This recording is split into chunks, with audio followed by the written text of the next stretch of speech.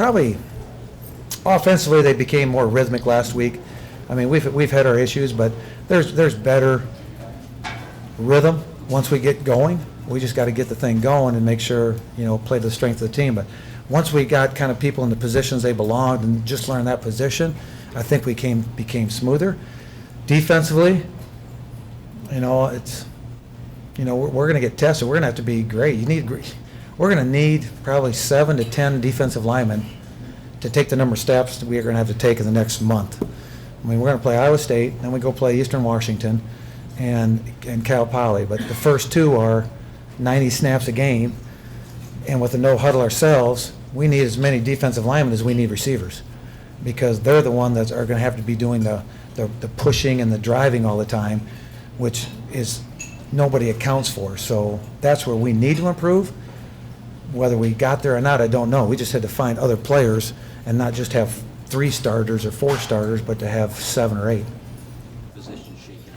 Running back, again, Tyvis, Savon, and Darian are the 3 running backs. So feel, again, whether there's experience there, there's maturity there. I mean, they're juniors or seniors, and they're big, strong men that have played the game before. So I think we have enough there, to go into a football season with. So again, it's the age.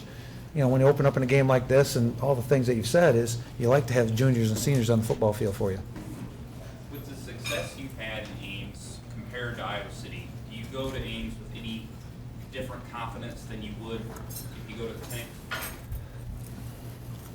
I don't think so. I think we got the same confidence going to Kinney because we do to Ames. It's just the outcome hasn't been quite the same. But I think I don't think there's a lot of difference. I think it's about the same distance by bus. And it's not. It's 2 different atmospheres now. I'll give it that. It's 2 different atmospheres to play in. But Ames is just a very fun place to play. With their fan base is even a different personality than the Iowa fan base. How they perform in games. Their fans. I mean, their fan base is fun and very excitable. I guess what I was just curious about was if there was a different attitude among the guys about, if they believe they can win when they go to Ames because they have, whereas they hope they can win when they go to Iowa City because you come so close to having them. Yeah, we don't hope much anymore. I just hope I figure out who the quarterback is. But in all seriousness, I get it, and there might be some of that just because. But this particular group, as you always look at these guys, what have they experienced? There's not that many that played in the Ames games last time. It's a different crew. So they only know what they've experienced and not what the past has. So record books are one thing, but you can't play to a record book. So I get what you're saying, and there's some agreements to it, but it's hard to gauge for this particular team. Looking at this preliminary 2 deep, Calagrass, Ben, and is there any other maybe true freshmen that might crack the field this week? Yeah, Cale Twait did a real nice job, and he's got great size, got real good feet. He is listed on that 2 deep, so he did a very good job in camp and very knowledgeable and football smart. The other ones that are probably still not decided yet as far as whether we're going to redshirt him or not, Trevor Allen and Jalen James.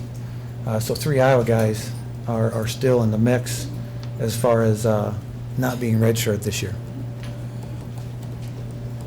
Even though it's the season opener, do you go into this one feeling like you got a pretty good understanding of what your opponent is going to do, Coach?